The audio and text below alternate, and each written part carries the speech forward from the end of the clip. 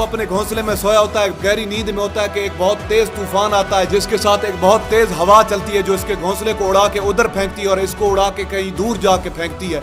तो ये जहाँ गिरता है वहाँ एक नीचे नोकदार लकड़ी पड़ी होती है जो इसके पंजे में गड़ जाती है और इसे बुरी तरह जख्मी कर देती है।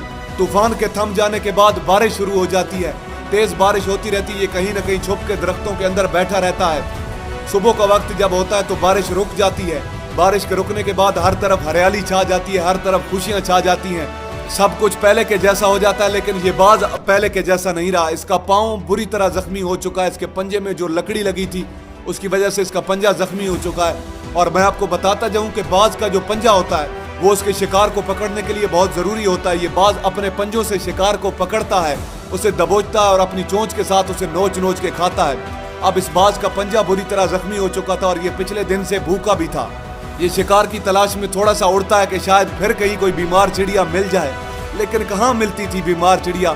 उड़ता रहता है, आखिरकार थक के और उस जख्म की वजह से और भूख की वजह से नीचे आके बैठ जाता है। जब ये नीचे बैठता है दरख्तों के ऊपर, तो अभी इसका एक और मसला इंतजार कर रहा था, एक और मुसीबत इसका इंतजार कर रही होती है। वो ये थी कि 6 से 7 कौवे मिलकर इसे तंग करने लग जाते हैं, इसके ऊपर आके इसे चोंच मारने लग जाते हैं। उन्हें भी पता चल जाता है कि ये बाज जख्मी है और भूखा भी है, तो वो इसे तंग करने लग जाते हैं, बार बार इसके ऊपर आके इसे चोंच मारते हैं।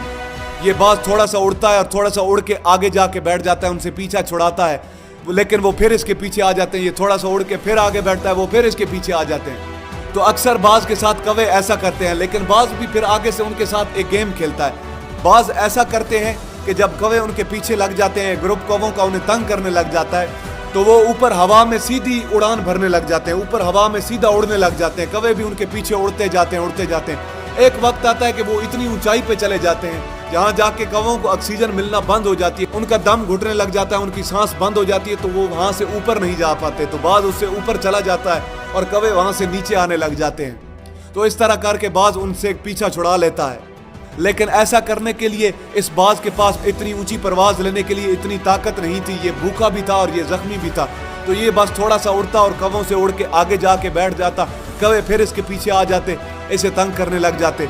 इसी तरह भूखे और जख्मी हालत में एक दिन गुजर जाता है, दूसरा दिन गुजर जाता है, तीसरा दिन गुजर जाता है, लेकिन इस बाज की हालत बुरी से बुरी होती जा रही है। चौथे दिन जब ये बिल्कुल खत्म होने पे आ जाता है, बिल्कुल इसकी बस हो जाती है, तो ये पास ही एक इंसानों का हॉस्पिटल होता है, उधर जाके उसकी छत पे जाके बैठ जाता है और वहां से आने जाने वाले मरीजों को देखता है और अपने आप से कहता है कि काश कि मैं आज एक इंसान होता तो ऐसे छोटे मोटे जख्मों का मैं हॉस्पिटल से इलाज करवा लेता, या किसी को बता देता, या किसी को बोल देता कि मैं भूखा हूँ, मेरे साथ ये मसला है, मेरे साथ ये परेशानी है।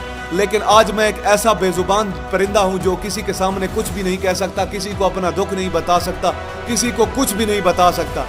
यही बात करके वहीं पर अपना दम तोड़ देता है, अपनी जान की कुर्बानी तो दे जाता है, लेकिन साथ साथ हमें ये सबक दे जाता है कि आपको जैसा बनाया गया है, आप जैसे हो उसी में बेहतर करने की कोशिश करो, ना कि इस बात की ख्वाहिश करो कि काश कि मैं वैसा होता, काश कि मैं ऐसा बन जाऊं। जैसा आपको बनाया गया उसी में बेहतर से बेहतर करने